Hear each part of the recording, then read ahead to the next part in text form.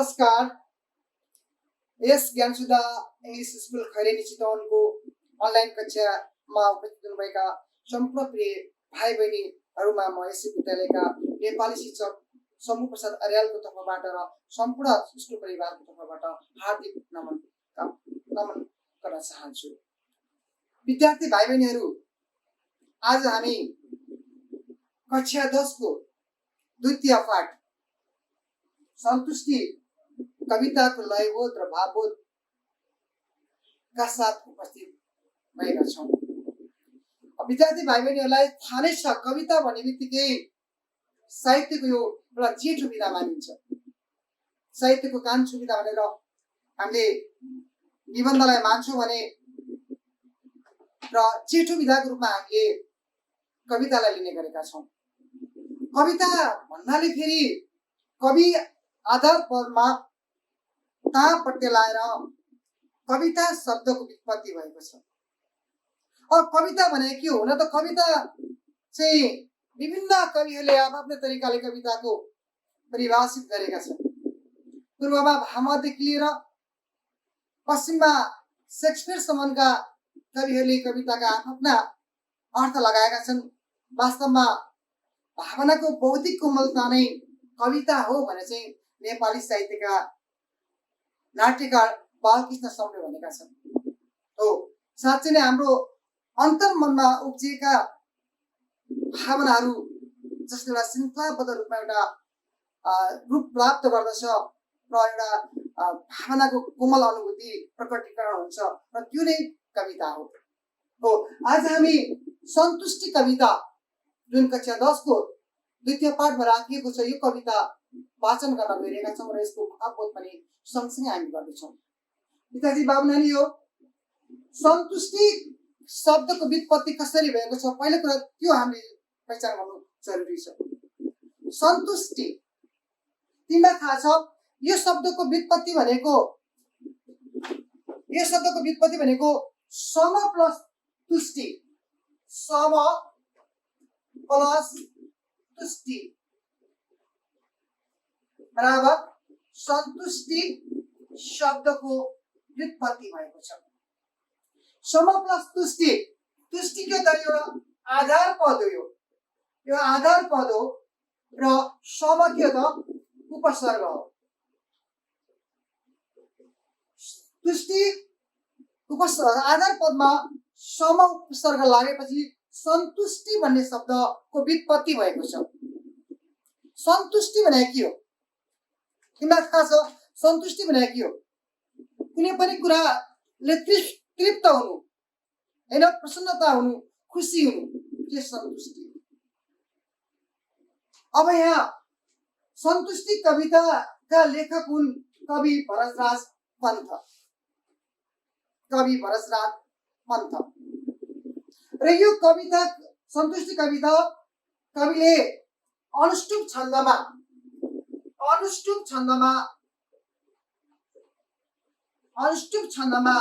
रचेका छन्। सन्तुष्टि कविता कविले अनुष्टुप छन्दमा रचिएका छन्। विद्यार्थी बाबु नानी, हो अनुष्टुप छन्दको कविता तिमीले कक्षा 5 देखि नै पढाइसकेका छौ। कक्षा 5 मा तिमीहरूले नैतिक दृष्टान्त भन्ने कविता पढेर आइसकेका पनि छौ। त्यहाँ लेखेको थियो उपकारी गुणी व्यक्ति निरन्छ निरन्तर फलेको वृक्षको हाँगो नझुकेको कहाँ छ र। हो, यो कविता पनि अनुष्टुप छन्दमा रचिएको कविता हो जुन शिरोमणि लेखनाथ पुराले रच्नु भएको थियो। हो, अनुष्टुप छन्द जहाँ चाहिँ 16 वटा अक्षर हुन्छन्, 8 अक्षरमा विश्राम हुन्छ। यसरी 8 अक्षरको न 4 वटा भाव भएपछि बल्ल चाहिँ अनुष्टुप छन्द निर्मित हुन्छ। यो संस्कृत एउटा वाणिक छन्द अन्तर्गत पर्दछ। अब यो छन्द भने के हो भने तिमीलाई फेरि जिज्ञासा लाग्ला। कविताका दुईटा पक्ष हुन्छ, एउटा भित्री पक्ष मूल पक्ष र अर्को बाह्य पक्ष। कविताको मूल पक्ष भनेको कविताको भाव हो, बाह्य पक्ष भनेको अलङ्कार, छन्द, यमक, अनुप्रास यी आदि हुन्। त्यसले यो कवितालाई राम्रो बनाउने, कवितालाई श्रुति माधुर्य बनाउने कवितालाई लयबद्ध गरेर चाहिँ गाउन मिल्न बनाउने र चाहिँ छन्द चाहिँ एक किसिमको कविताको अनिवार्य तत्त्वको रूपमा हामीले लिन सक्छौँ। हुन त अहिले गद्यमा पनि कविताहरू रचिएका छन्, विछन्दका कविताहरू पनि आएका छन्, र पनि जति छन्दबद्ध कविताहरू श्रुति माधुर्य हुन्छन्, श्रुति रम्य हुन्छन्, त्यति गद्य कविताहरू देखिँदैनन्। भावनानी हो यो संस्कृतको अष्टक छन्दमा रचिएको एउटा उत्कृष्ट कविता मानिन्छ। सन्तुष्टि कविताका रचनाकार हुन् भरतराज पन्त। अब भरतराज पन्तको हुन् म सामान्य चर्चा गर्न चाहन्छु। भावनानी हो भरतराज पन्त नेपाली साहित्यको माध्यमिककालीन अवस्थाका मा जन्मेर नेपाली साहित्यको आधुनिक कालतर्फ कलम चलाएका एउटा नैतिक र चेतनाले भरिरहेका कवि हुन्।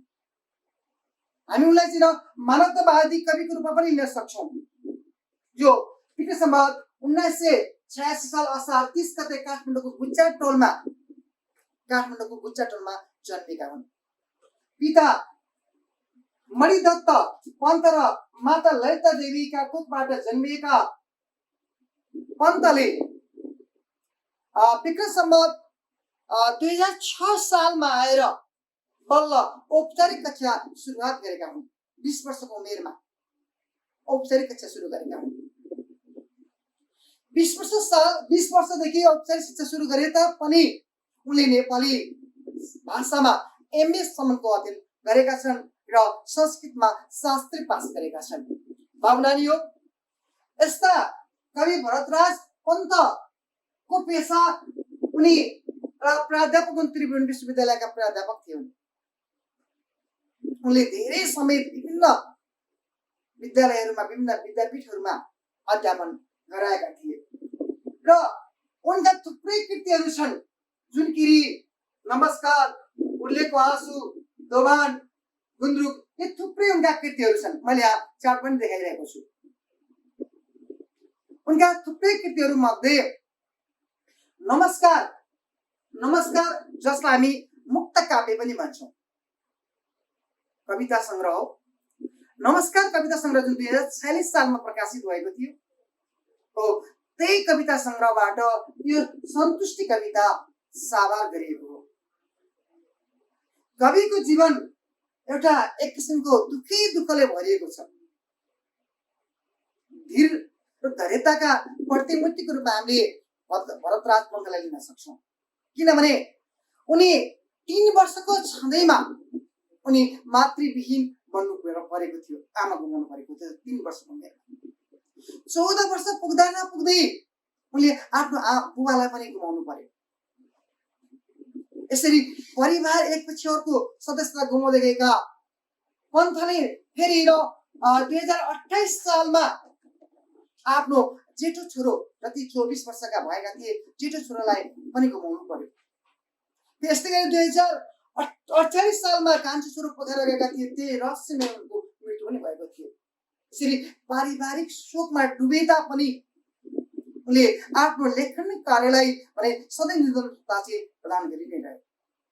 नेपाली साहित्यमा सधैँ मानिसलाई जीवनोपयोगी सन्देश कसरी मुखरित गर्न सकिन्छ भन्ने कविताको माध्यमबाट सधैँ सन्देश दिइरहने पन्तले नेपाली साहित्यमा सेवा गरे बापत उनले राज पुरस्कार, राज पाण्डे पुरस्कार, राष्ट्रिय प्रतिभा पुरस्कार 2053बाट पनि उनी सम्मानित भएका छन्। थुप्रै पुरस्कार प्राप्त गर्ने पन्तले चाहिँ नेपाली साहित्यमा विशेष गरेर शास्त्रीय छन्दवादी परम्परालाई अगाडि बढाएको देखिन्छ। शास्त्रीय छन्दवादी कवि माणिक छन्दलाई आफ्नो कविताको एउटा विषय वस्तुमा ढाल्न सक्ने उनी आशु कवि पनि हुन्। समसामयिक क्षेत्रमा देखिएका विसङ्गतहरूलाई टपक्क टिपेर कवितात्मक स्वरूप प्रदान गर्ने क्षमता उनी राख्दछन्। यस्तै उनी मानवतावादी कवि हुन्। हामी अहिले सन्तुष्टि कविता पढ्दैछौँ, त्यहाँ पनि मानवीय भाव मुखरित भएको छ। संसारको सबैभन्दा ठुलो धर्म भनेको परोपकार हो। परोपकार भन्दा ठुलो धर्म संसारमा कुनै पनि छैन भन्ने कुरा हामीले अहिले कवितामा अध्ययन गर्नेछौँ। हो, यस कारणले गर्दा पनि एउटा मानवतावादी कवि हुन्। उनका हरेक कविताहरूमा मानवीय प्रेम, भातृ प्रेमका भावहरू मुखरित भएको पाइन्छ। उनी प्रकृतिवादी, प्रकृति र कविता अलग्गै गर्न सकिँदैन। जसले प्रकृतिलाई विषयवस्तु बनाएर प्रकृतिको सुन्दर पक्ष गुणगान गाउँछन्, ती कविहरू प्रकृति र कवि प्रकृतिवादी कवि हुन्। उनका हरेक कवितामा प्रकृतिका सुन्दर चित्रणहरू गरिएको हामी देख्न सक्छौँ। त्यस्तै गरी बाबु नानी हो, उनी एउटा क्रान्तिकारी कवि हुन्। क्रान्तिकारी भन्नाले त्यस्तो उग्र स्वरूप लिने होइन। समाजका असङ्गति, समाजका विसङ्गति विरुद्ध चाहिँ कलम चलाउने, कलम उठाउने एउटा समाजका लागि एउटा न्यायसङ्गत ढङ्गले अगाडि लैजानुपर्छ भन्ने मान्यता हुने, प्रगति चाहने क्रान्तिकारी कवि। समाजको यथास्थित पक्षलाई परिवर्तन गरी समाजलाई नवीन ढङ्गले रूपान्तरण गर्नुपर्छ भन्ने सोच राख्ने कवि हुन्। यी भए कवि भरतराज पन्तको बारेमा सामान्य जानकारी बाबु नानी हो। अब हामी कवितामा प्रवेश गर्दैछौँ। सन्तुष्टि, मैले अघि भने सन्तुष्टि चाहिँ के त भन्दा एउटा प्रसन्नता, खुसी। मान्छे कसरी आफू खुसी हुन सक्छ त भन्छौँ नि हामी, देख्छौँ नि हामी। मैले सुख पाइनँ, सधैँ दुःख मात्रै पाइरहेँ, खुसी कसरी हुन सकिन्छ होला, कसरी मन प्रसन्न हुन्छ होला, मान्छे त्यत्तिकै भड्किरहेको हुन्छ। वास्तवमा मन शान्त रह्यो भने, आत्मसन्तुष्टि लिन सक्यो भने सबैभन्दा ठुलो सुख त्यही नै छ, खुसी त्यही नै छ। हो, कवि कसरी सन्तुष्ट भएका छन्, कसरी सन्तुष्ट रहन सकिन्छ भन्ने विचार यो कवितामा हामी पाउन सक्छौँ। कवितामा कविले भनेका छन्, पहिलो अनुच्छेदमा बाबु नानी हो, यहाँ चाहिँ अनुच्छेद छन्द मैले अघि पनि भनिसकेको छु। 8 अक्षरमा विश्राम लिने, खाने त एक पेटै हो त्यसैले टम्म हुन्छु म, लाउने एक जोरै हो त्यसैले गम्म हुन्छु म, जमिन 3 बित्ता हातैको सुत्नलाई प्रशस्त छ, घाम पानी सके ओत्न झुपडी मग्न मस्त छ, स्वावलम्बी सके बन्न कुनै चाहिन्न नोकर, सर्वत्र जाँगरै तातोस् कसले लाउने कर, सीमा विलासको छैन स्वाद छैन गिलासको, खाँचो छ एउटै मात्र मित्रताको मिजासको, समेटी कुस अन्याय चाहन्न म धनी हुन, आँखा छली परीक्षामा चाहन्न इलमी हुन, नखाई सञ्चिता गर्ने लोभीको चैन छैन रे, खाएर नगरे काम अर्को पापी हुँदैन रे, अर्काको भाग खोसेमा डाका अर्को हुँदैन रे, आफ्नो भर परे आफै लान्छनाले छुँदैन रे, आफ्नो भर परे आफै लान्छनाले छुँदैन रे, नआओस् आत्तिने दुःख मात्तिने धन सम्पत्ति, यतिले राम्ररी चल्छ सारा जीवनको गति, छन् आँखा दुईटा हाम्रा हेर्नु पर्छ दुवैतिर, कान छन् दुईटै हाम्रा सुन्नु पर्छ दुवैतिर, चिनो सुगन्ध दुर्गन्ध नाकका दुई पालले, जिब्रै एकै कुरा खोलोस् मर्म जानेर ख्यालले, 32 दन्तको काम कटकटाउनु होइन, यी हात पाउको काम छटपटाउनु होइन, बलले रचना निस्कोस् बुद्धिले सिर्जना नयाँ, मनले ममता माता तनले चेतना नयाँ, पृथ्वी तल नै स्वर्ग जनता नै जनार्दन, उपकार सदा पूजा फल हो दुःख मोचन, यसै भित्र संसार यसै भित्र छ संसार सार हो यति नै भागत यसै भित्र रहेको छ स्रष्टाको सृष्टिमा जगत यसै भित्र रहेको छ स्रष्टाको सृष्टिमा जगत। विद्यार्थी बाबु नानी हो कविताको लय मैले बोध गराएँ हो। कविताको मैले देखाएको छु। कवितामा हेर तिमीले खाने त एकै पेटै हो होमा त्यो 8औं वर्णमा हामी विश्राम लिने। खाने त एक पेटै हो त्यसैले टम्म हुन्छु म लाउने एक जोरै हो त्यसैले गम्म हुन्छु म। हेर त पहिलो अनुच्छेदमा के छ भन्दा फेरि खाने त एक पेटै हो त्यसैले टम्म हुन्छु म लाउने त एक जोर हो त्यसैले गम्म हुन्छु म। भावनानी हो अघि मैले भनिसकेको छु आत्मसन्तुष्टि नै जीवनको सबैभन्दा ठुलो सन्तुष्टि हो हैन। मान्छेको आत्मसन्तुष्टि नै सबैभन्दा ठुलो खुसी हो सन्तुष्टि हो। वास्तवमा एक पेट खान र एक धरो आङ ढाक्न लाउने कपडा भए हामीलाई पुग्छ। र पनि हामी के गर्दैछौँ भन्दा खानको लागि मरिमेट्दैछौँ। यतिले पुगेन अझै चाहियो यतिले भएन अझै चाहियो भने आहारिसे डहारे बानी हामीमा दिन प्रतिदिन हुर्काउँदैछ। मान्छेमा लोभानी पापानीको मात्रा अहिले दिनानुदिन बढ्दैछ। वास्तवमा एक पेट टन्न खान पाए र एक जोर कपडा गममा लाउन पाए त्यसमा नै आफूले आत्मसन्तुष्टि प्राप्त गर्ने कुरा व्यक्त गर्छन् पहिलो परिचय पहिलो अनुश्लोकमा। साँच्चै नै हुन पनि हो नि जीवनमा एक पेट खाना र एक जोर लगाउन पाएमा त्योभन्दा ठुलो कुरा के नै चाहिन्छ र हामीलाई। कसैको पनि दुईटा पेट त छैन कसै पनि होइन एउटा शरीरमाथि धेरै वस्तु त एकचोटि लाउन मिल्दैन। त्यसले एउटै पेट छ एउटै शरीर छ एक जोर होइन थोत्रो मोत्रो जस्तो हुन्छ एक लास काखमा ढाक्ने एक धरो वस्त्र लाउन पाए र एक पेट खान पाए नै आत्मसन्तुष्टि दिन सक्नुपर्छ। त्यसमा नै हामी खुसी रहनुपर्छ र कवि त्यसमा नै एक पेट होइन खानामा र एक धरो कपडा लगाउन पाए त्यसमा नै कवि आफू खुसी हुने कुरा पहिलो श्लोकमा व्यक्त गरेका छन्। दोस्रो श्लोकमा छ जमिन तीन हातैको सुत्नलाई प्रशस्त छ जमिन तीन हातैको सुत्नलाई प्रशस्त छ घाम पानी सके ओत्न चिपडी मग्न मस्त छ।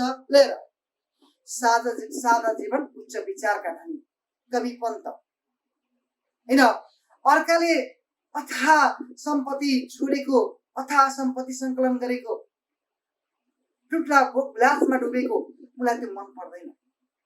उनी के चाहन्छन् भन्दा केवल मानिसको लागि सुत्नको लागि 3 हात जमिन भए पुग्छ। हामीले 7औं पुस्तालाई चाहिन्छ भनेपछि अथाह धन सम्पत्ति जोडिनु आवश्यक छैन।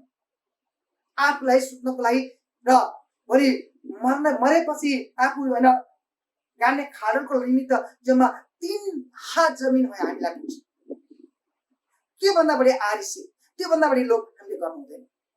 अनि फेरि कवि के भन्छन् भन्दाखेरि यो आर्केको भाग खोज्ने अनि खान पानीबाट बच्न सकिने एउटा परालै झुपडी नै किन नहोस् त्यति बेला कविलाई सन्तुष्ट छ आत्मखुसी छ।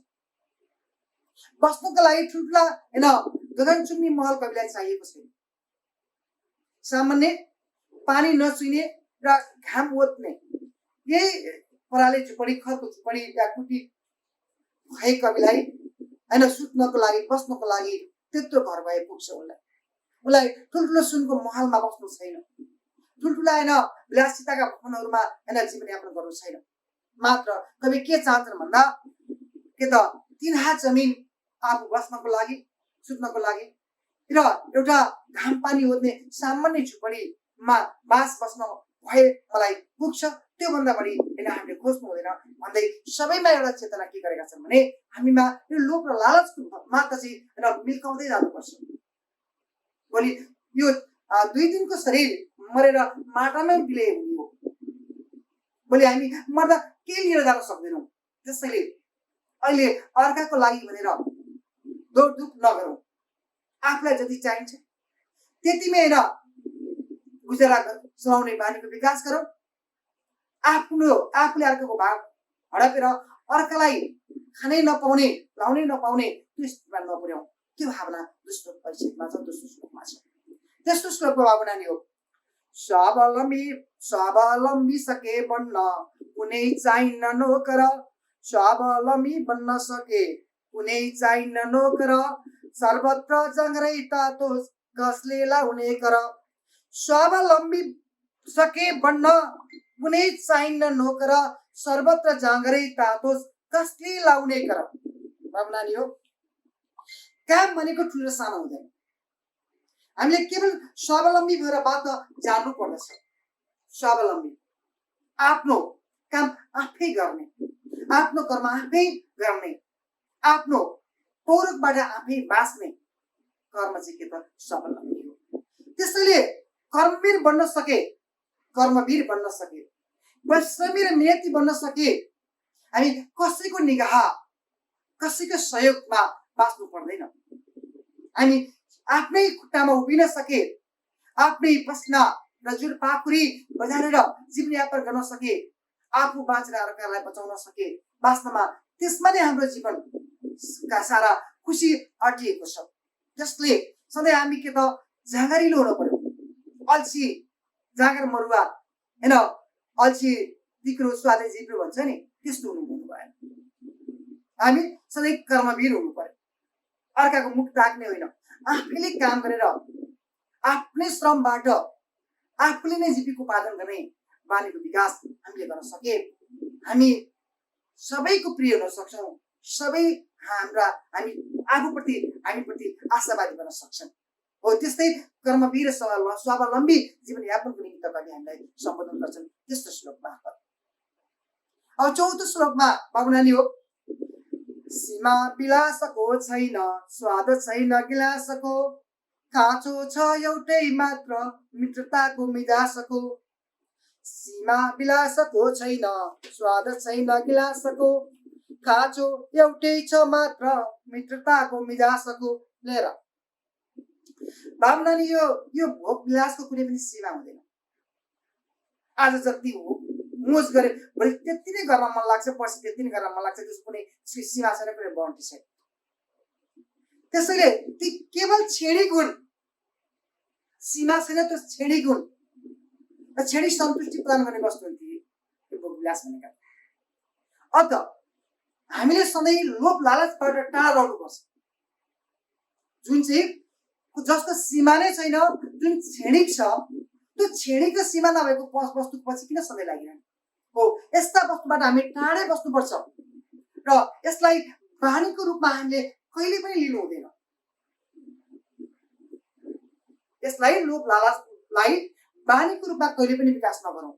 किनभने होइन हामीबाट एउटा असल मित्रताको हुनुपर्ने मिजाज र शिष्टाचार हुनुपर्छ।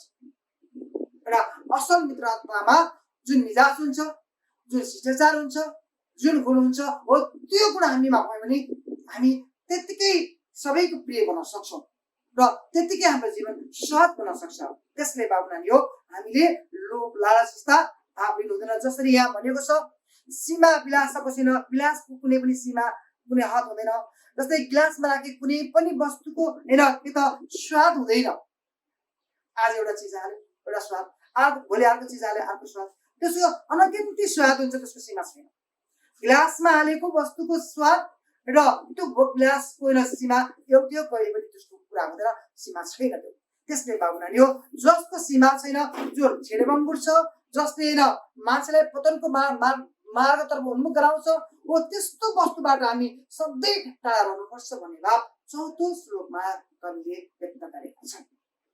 अब हामी पाँचौं श्लोकतर्फ उन्मुख हौँ। भावना नि हो पाँचौं श्लोकमा छ समेटी कुश अन्याय चाहन्न म धनी हुन।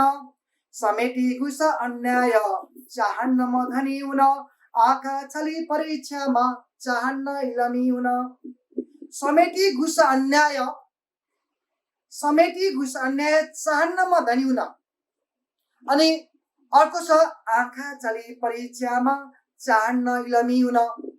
अरू के भन्नु भने कविले धनी हुनको लागि घुस खाने, अत्याचार गर्ने, अन्याय गर्ने यस्तो बानी मन पर्दैन। किनकि कवि अर्कालाई मारेर, अर्कालाई सिद्ध्याएर, अर्काको भाग हडपेर, अन्य अत्याचार गरेर धनी हुनु कविलाई छैन र त्यो हुने बानी पनि राम्रो होइन। त्यसैले कवि घुस अन्याय चाहँदैनन्, त्यसरी धनी बन्न पनि चाहँदैनन्। अनि के भन्छन् भन्दा आँखा चले परीक्षामा चाहन्न इलमी हुन। अनि हेर यो परीक्षामा सफल बन्नको निमित्त कति नक्कली परीक्षार्थीहरूले परीक्षाको समयमा त्यहाँ निरीक्षकको आँखा छोएर चिटिङ गरेर नोटबुकहरू चाहिँ साथमा लिएर अनि परीक्षामा राम्रो अङ्क ल्याएको एउटा स्वाङ देखाउँछन्, त्यो डाटा देखाउँछन्।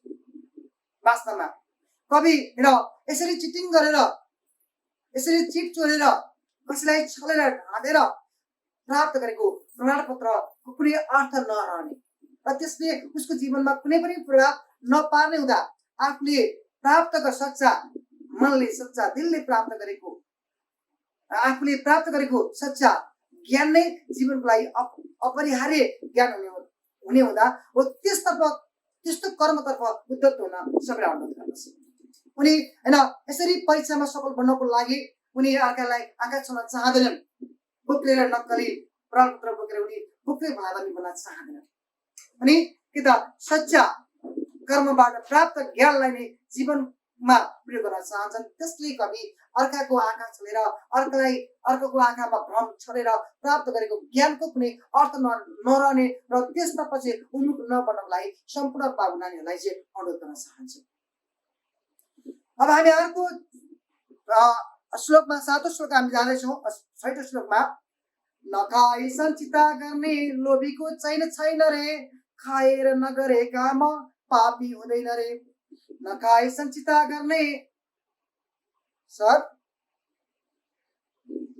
सर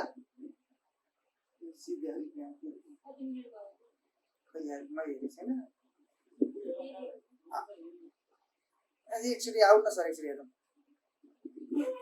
रनिङ अर्को श्लोक छ बाबु नानी हो। नखाई सञ्चिता गर्ने लोभीको छैन रे। अनि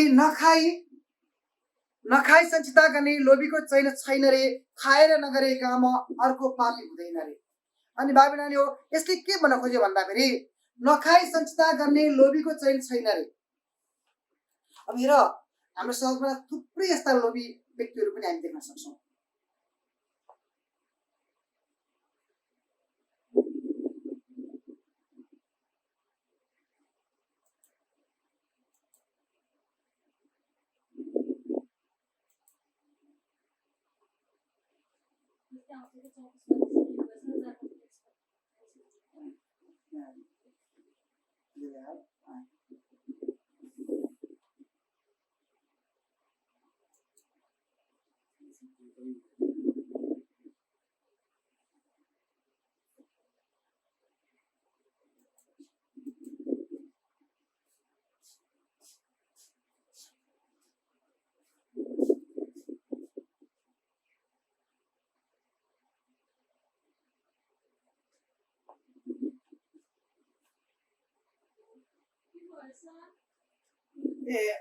म भन्दैछु है, यहाँ टेक्निकल समस्या।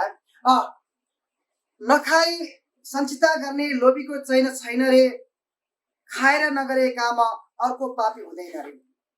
बाबु नानी हो हामीले समाजमा यस्ता लोभी व्यक्तिहरू पनि देखिरहेका छौँ जो नखाई सम्पत्ति जग्गा गरिरहेका छन्। वास्तवमा आफूले कमाएर त्यो कमाएको सम्पत्ति आफूले उपयोग नगर्ने, भावी पुस्तालाई सम्पत्ति थुपार्ने परिपाटीका हाम्रा थुप्रै छिमेकीहरू हामीले देखिरहेका छौँ। वास्तवमा यस्तो आफूले कमाएको सम्पत्ति खान डराउने, नखाई आफ्नो पेट मार्ने र सम्पत्ति थुपार्ने हो त्यस्ता व्यक्तिहरू। अनि के त तिनीहरूलाई कहिले पनि चैन र सुख हुँदैन। किनभने सधैँ सम्पत्तिको पछि दौडिँदा उनीहरूको खुसी भन्ने चिज उनीहरू जीवनमा कहिले पनि प्राप्त गर्न सक्दैन। अनि यस्तै अर्को छ खाएर नगरे काम अर्को पापी हुँदैन रे। अनि फेरि अर्कै एक थरीका मान्छे समाज हामी देख्छौँ जो कुरा मात्रै काट्ने होइन, अर्काको खाने मात्रै तर काम चाहिँ माखो नमार्ने, सिन्को नमास्ने हो। यस्ता अर्काको खाएर काम नगर्ने व्यक्ति पनि संसारको सबैभन्दा ठुला पापी हुन्, अपराधी हुन्।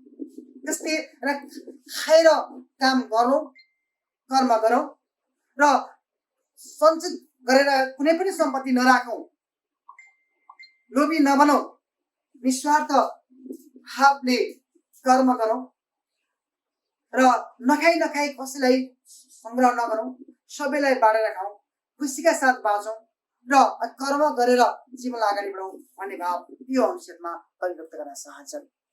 यस्तै गरी अब अर्को अनुच्छेद, अन्तिम अनुच्छेद आजको लागि बाबुनानी हो।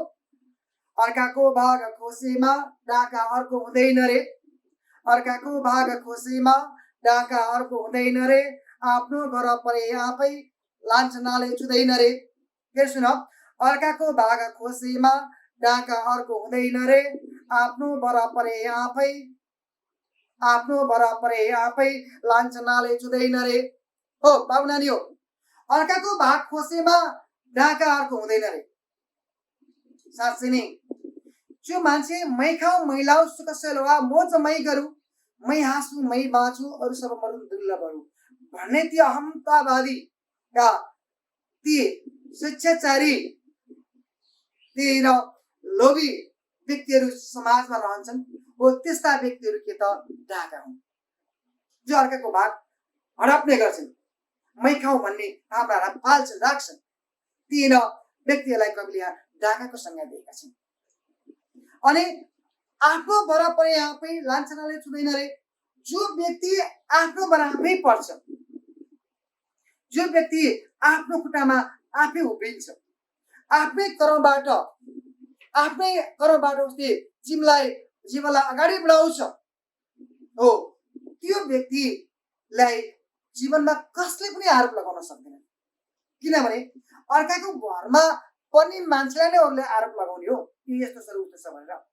आफ्नो घरमा पर्ने मान्छेलाई कसले पनि आरोप लगाउन सक्दैनन्।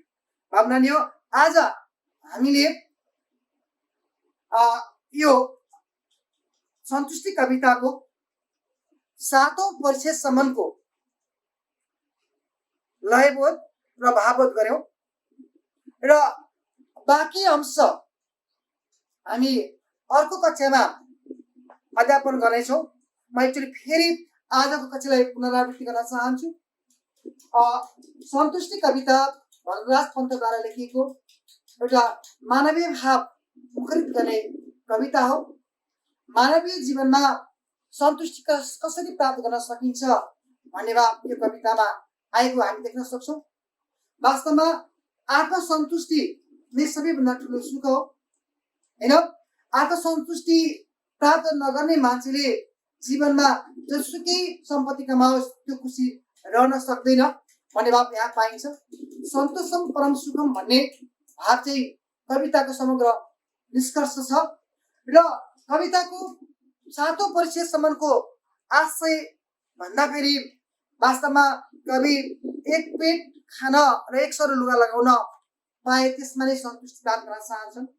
अनि मान्छेको लागि मात्र 3 हात जमिनको आवश्यकता पर्ने र बस्नको लागि एउटा घाम पानी ओत्ने एउटा घर झुपडी भए पुग्ने र उनलाई ठुला महलको आवश्यकता नपर्ने कुरा र त्यसमै सन्तुष्टि हुने कुरा कविले व्यक्त गरेका छन्। त्यस्तै गरी मान्छे स्वावलम्बी बन्न सके उसलाई कुनै नोकर चाकर नचाहिने, स्वावलम्बी मान्छेले नै आफ्नो जाँगरबाट संसारलाई आफ्नो बसमा पार्न सक्ने र सधैँ कर्मवीर बन्नुपर्ने, सधैँ कर्मवादी बन्नुपर्ने कुरा यहाँ आएको छ। त्यस्तै गरी यो विलास, यो मोज मजा विलासको सीमा नहुने, विलासको स्वाद त्यसरी एउटै नभए जस्तै भोग विलासको पनि सीमा नरहने हुनाले त्यस्ता क्षणिक वस्तुहरू, क्षणिक आत्मसन्तुष्टि दिने वस्तुहरूको पछि नलाग्न र साझा जीवन उच्च विचारको भावनालाई अंगीकार गर्न कविले सबैलाई अनुरोध गरेका छन्।